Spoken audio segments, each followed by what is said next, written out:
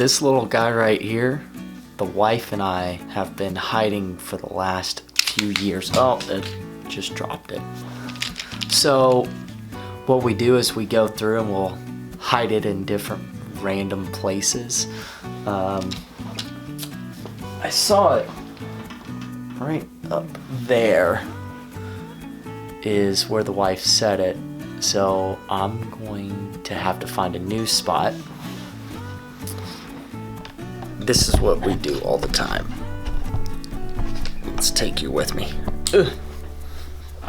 So I'm going to take this and I'm going to set this sucker right up.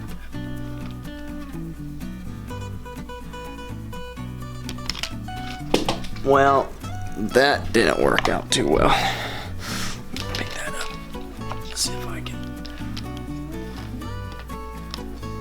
balance it. There we go.